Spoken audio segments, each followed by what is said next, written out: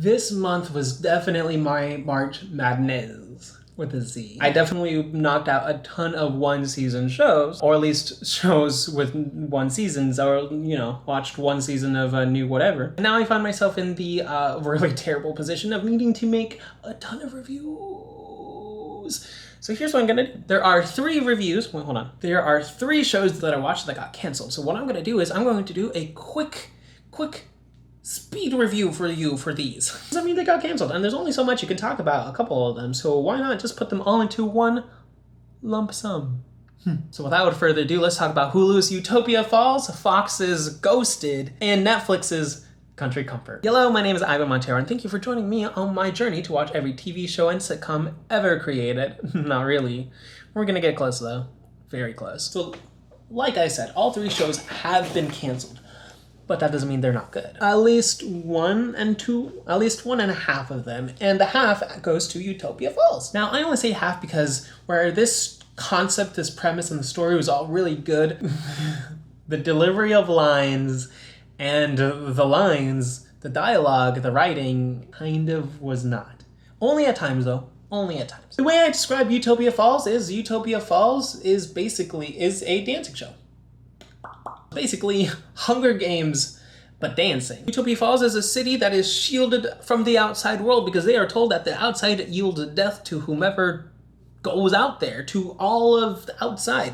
Death is beyond this shield. And that's how they live their life. They follow everyone's rules. Everybody follows the rules. They don't know much of anything because all of history has been eradicated. All of everything has been eradicated. And every year they put on a dance, right? That the contestants have to put on a dance. They have to create a dance, but they have to create a dance using the guidelines, right? They can't use self-expressionism. They have to use the songs. They have to use the dances, everything that the government of Utopia Falls has given them. But it isn't until 2 characters stumble upon it's like a vault. Actually, I think they call it the vault. No, they call it the archive, where it is an archive. It's just a whole library of music and pictures and books and just stuff from the past. And then they start to realize, there's a lot of this stuff that's happening. And so they start showing these things to other characters in the show, and they all start having their own feelings and own opinions and everything, and the government's like, oh, we can't do this. And so this show is a very good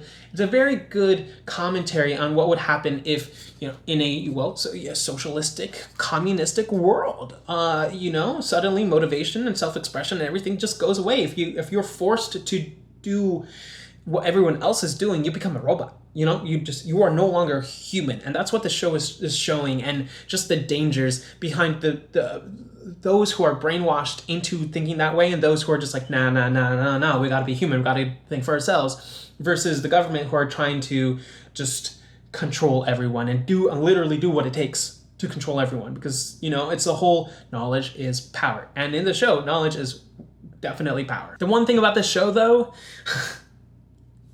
the writing and the dialogue is just okay. See, sometimes the acting is really well done, but it's just a lot of it is the writing. The writing is just not the greatest, and I think that's why the show suffered from the cancellation treatment. Everything was coming together, culminating at the very end, and then all of a sudden we searched up to see if there was a season 2, and the internet's like, oh no, canceled, canned. So sad.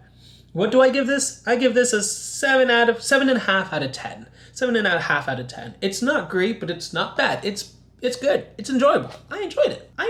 And I don't enjoy much things I used to, but now I do. Ghosted. I thought the show was going to be something completely different when I first clicked on it. This show is going to be a little bit hard to talk about because it's I don't know where to be. Adam Scott and Craig Robinson star as Max, Jennifer, and Leroy Wright.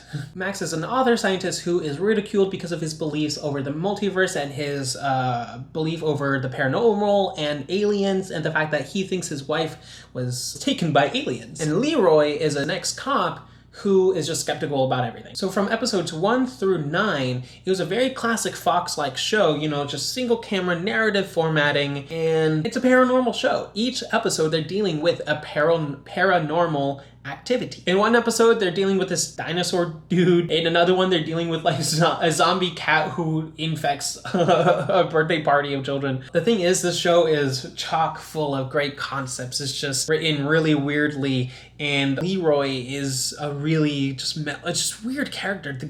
That actor is known to be super funny, but in the show, he's just super wasn't. Then episode 10 happened, and I actually did research before I got to this point. Apparently, and not surprisingly, the show didn't do well when it was first released in October of, I want to say 2017 or 16, but like a month later in November, they were just like, all right, we're gonna order 6 more episodes, and they did.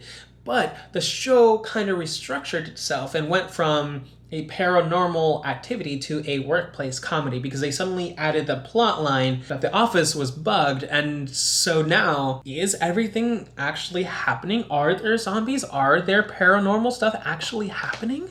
The answer is yes. The answer is totally yes. It is happening. I don't know why they brought up the, oh, is any of this real? Yeah, because your wife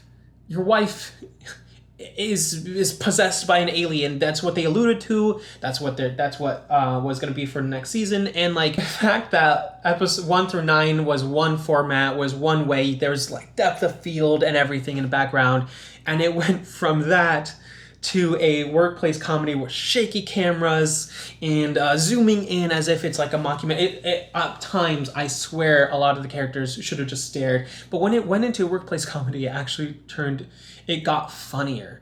It got so funnier. But then when it went back, season 16, episode 16, when it went back for the finale episode, it wasn't funny again. Just the way it was originally wasn't working, and I think they realized that, so they tried to do something else in an attempt to save it, to save ratings, to see if it would do well, and it didn't, therefore it got the axe.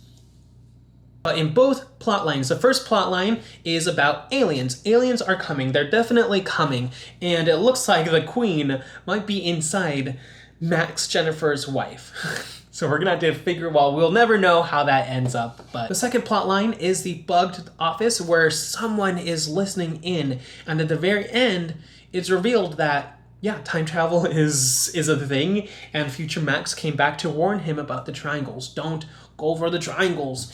And oh man, it got good at the end. It got real good. I wanted to see, but alas, we'll never know. We'll never know. But because of its like really weird, rough, rocky, whatever, I think I might give this one a 6.5 or even 7 out of 10. It's not bad. It's not for everyone. It is a paranormal show. If you don't know what paranormal is, someone's head explodes, and it's Fox. Do your research. Lastly, let's talk about country comfort. I have been harping for about a year on Netflix and how Netflix and sometimes Hulu just have this inability to create a good sitcom, a good multi-camera show. They fixed that in Country Comfort. Country Comfort, for someone who hates country music, and for someone who just doesn't really like country anything, Country Comfort hit all of the right notes for me. I loved all of the music that was played. I loved the whole thing. Oh my gosh. Catherine McPhee plays Bailey, a failed country musician who is just trying to make it in the world, and she's just, she's in a failed band, and the band, her boyfriend, fiance, kind of kicks her out because he's ultimately just jealous of her success, right? He wants it all for himself, which is why he did it, but he just claimed that like, oh, we're not doing well, so you go, I want to do well. So she goes and she breaks down in front of this family's home, and she's like, I don't have a phone, I just need to borrow your phone, please just let me borrow your phone. And so one thing after another happens.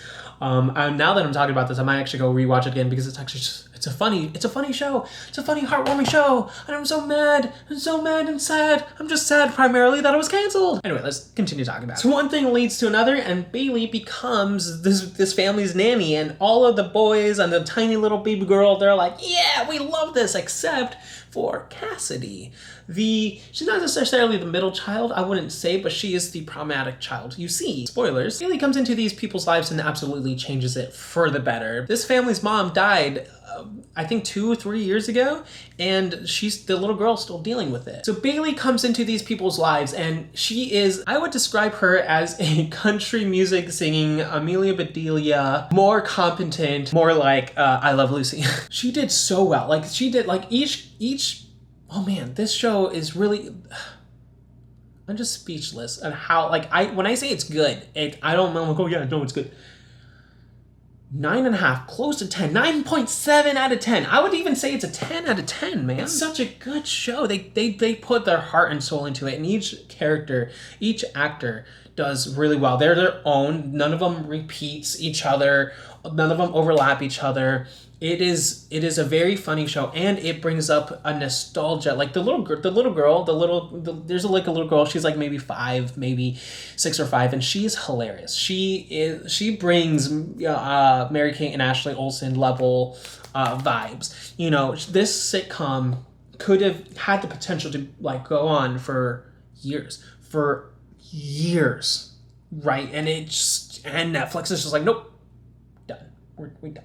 One of the things I like about this first season is that even though Bailey comes into this family's life and the father is seeing someone else, the father and Bailey, they never have a thing for each other ever once throughout this first season. And I like that, because usually first seasons are like, oh, let's rush everything and make them all fall in love, whatever. And then now what? You know, because we rushed it all.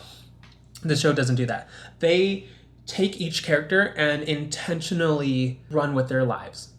And it's wonderful. It's a wonderful thing, and I love it. Where they all started and how they all ended was a really, really nice and heartwarming journey. These characters can cry on command. These characters can laugh on command. These characters can deliver a line beautifully. Again, I give this show 10 out of 10. I really do wish Netflix would bring it back, and I hope they do. This is my attempt to hopefully have you guys be like, Netflix, bring it back, because I really want it back. So that is my review for these 3 shows for my March Madnezz. Hopefully I'll get these edited soon. All 10, 11 reviews that I have to do. Well, actually now, whatever 10, 11 minus 3 is. I already graduated college. Either way, I'm gonna go. Be sure to check out my social media links in the description below and my website, ivanmonterocreative.com. I am a freelance graphic designer, photographer, and writer. So if you have any services that you need me for, please contact me. I'm starting to book for the year 2020 and 2023. In any case, I have to go shower, and I will see you next time. You've just been notified.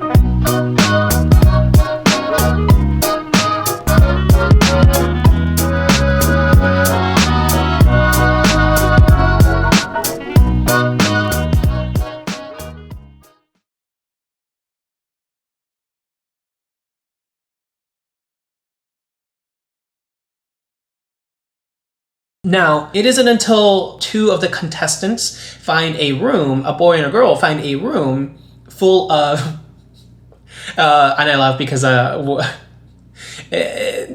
it's a room that is powered with technology that has the voice of Snoop Dogg, which Snoop Dogg was a producer on this show, which is one of the things, like, if the way you can get a celebrity onto a show is by promising them, oh, you can have producer position, and it all depends on, like, the network and what they do to, like, manipulate their actual control around the situation, but a lot of times that's how actors become producers of their own movies and whatever. It's usually because it's not because they were like, oh, I want to be part of the show, or ooh, idea, blah, blah, blah, blah, blah. It's mainly because they're just like, yo, we want you on, and they're like, I don't know, the producer, and they're like, okay. Think of the show as Hunger Games meets Fahrenheit 451, but with dancing.